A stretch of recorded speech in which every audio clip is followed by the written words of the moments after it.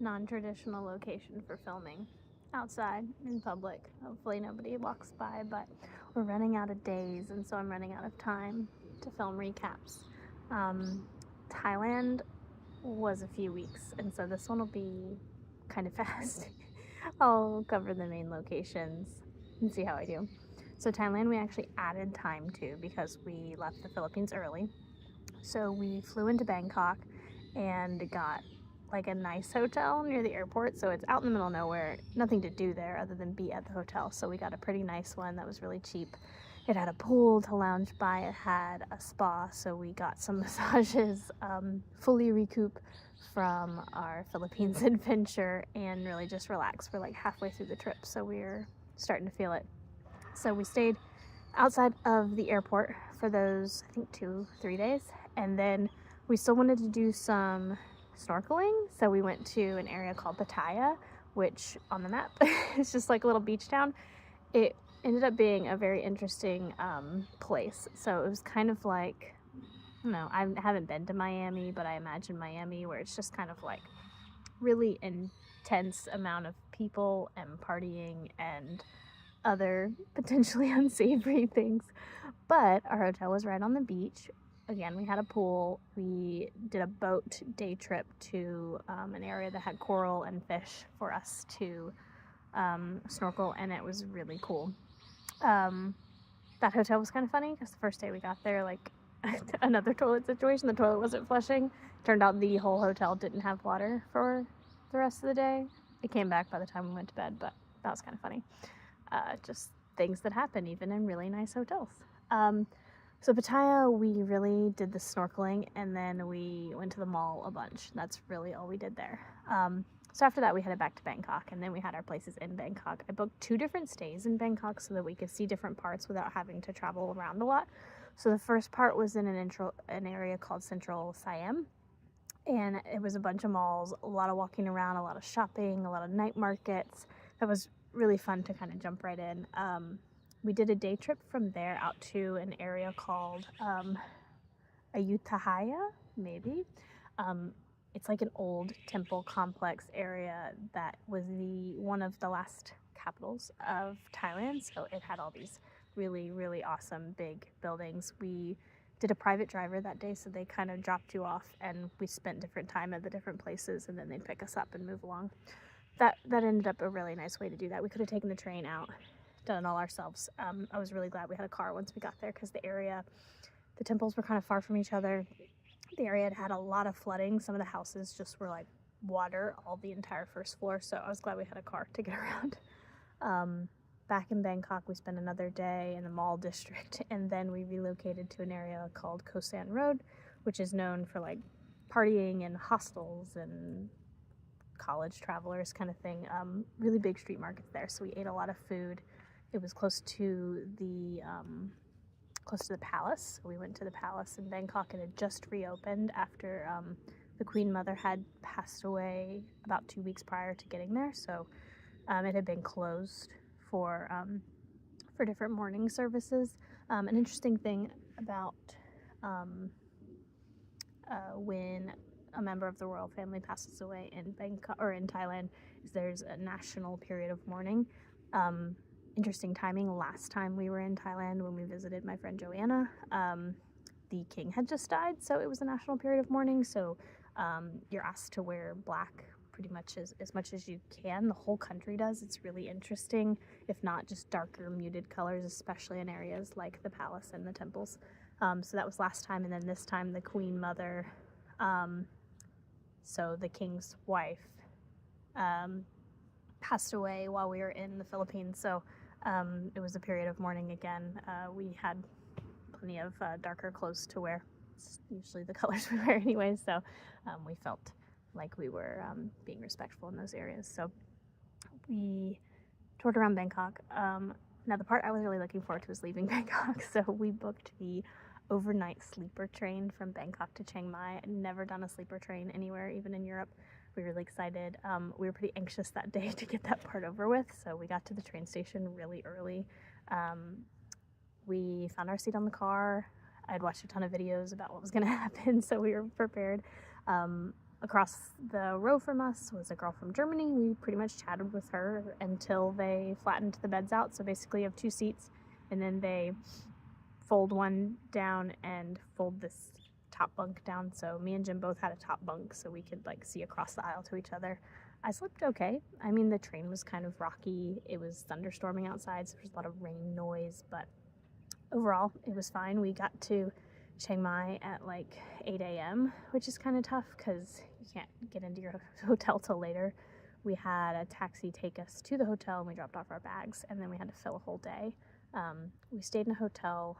This was one of my like splurge hotels. It was on a really big discount, but it was still kind of expensive, but it was like an entire apartment. It was like 2 stories. The bedroom was up on the loft story, 2 bathrooms, a living area with a TV and a couch.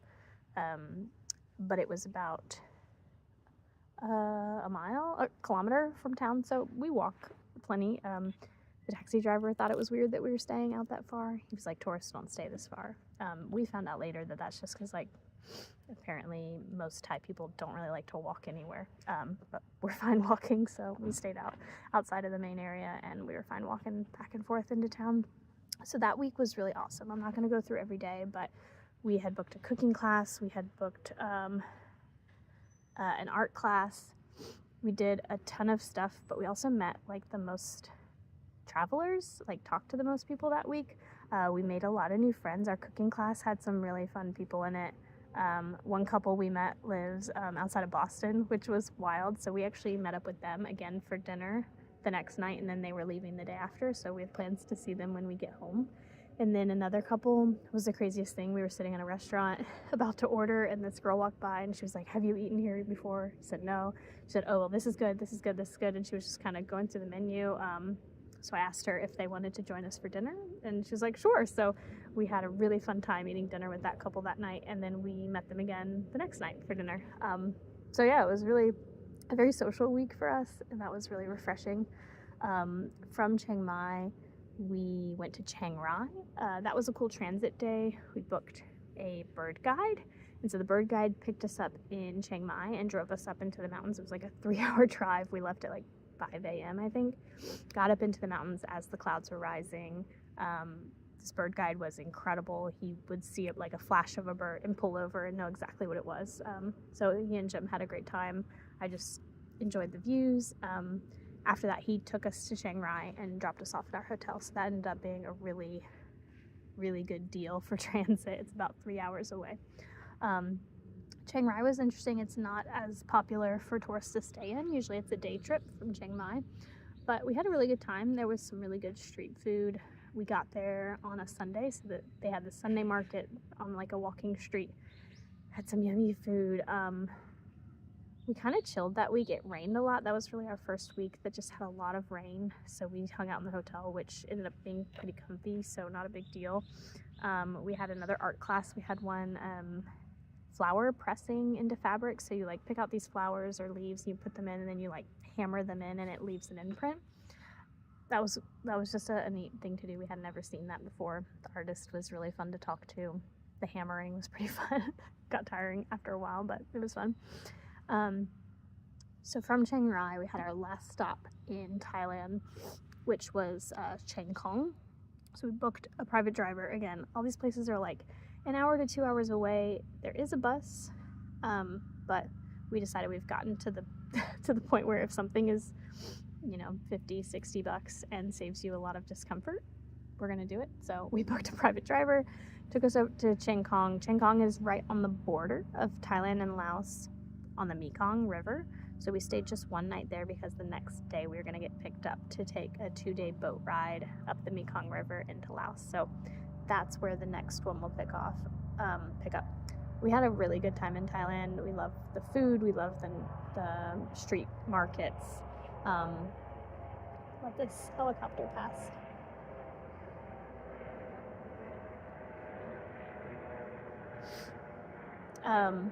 We talked to a lot of people. We met a lot of fellow travelers in Thailand. It's a really popular place for people 20s, 30s to travel, so that wasn't that surprising, but I was really glad we took advantage of the opportunities that we had to have dinner with people or go to the markets. It was really fun, and I keep in touch with on social media those friends that we met.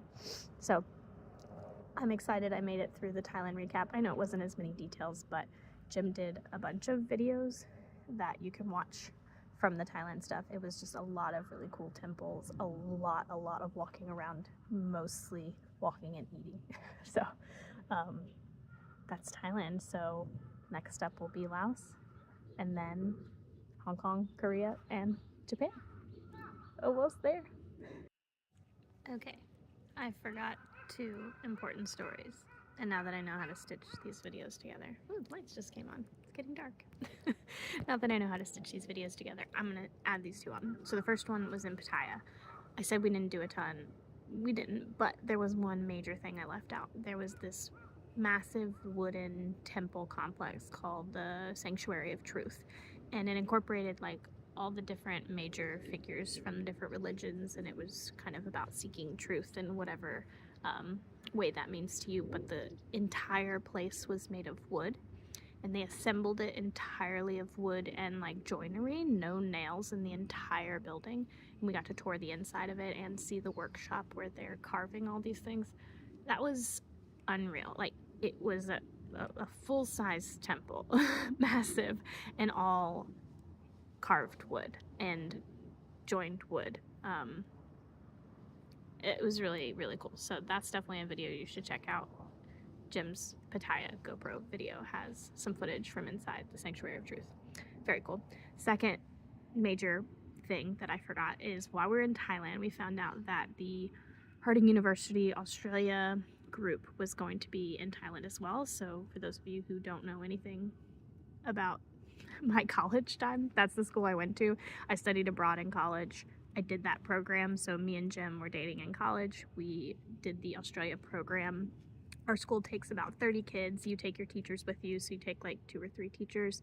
And then we traveled and just did class along the way. So we did Australia, New Zealand, Southeast Asia. So these kids were on the end of their trip, and they were coming through Thailand. And I actually have a second cousin who is on the trip right now. So I'd been texting with him and figured out a day that we would be in the same place in Thailand. So our last day in Chiang Rai was their first day in Chiang Rai, and we were able to meet them at this place called the White Temple. It's a really beautiful temple complex. So it was really neat to see that program. Me and Jim were on that trip as college students 15 years ago. So it felt really crazy to be doing our like adult semester abroad 15 years after our college semester abroad. We actually knew 3 kids on that trip. My cousin, Archie, and then I have my sister-in-law's brother's daughter. Anyways, distant relative, but I've known her since she was little. I was on that trip as well. And then even crazier, when we did the study abroad 15 years ago, the teachers that went with us had a little girl that was maybe 4 or 5 at the time that traveled with us, and she's college age now, and she was on that trip. So it was especially wild to see her like in that situation as a college kid when she was just a little kid when we traveled there 15 years ago. So that was really cool just to overlap for a few hours and kind of relive those times we got to travel in college and see them having that experience for the first time. So I left those 2 things off. I thought they were worth mentioning and remembering. I'm sure there's other things that were worth mentioning, but I don't have them in my brain right now. Okay, that's it.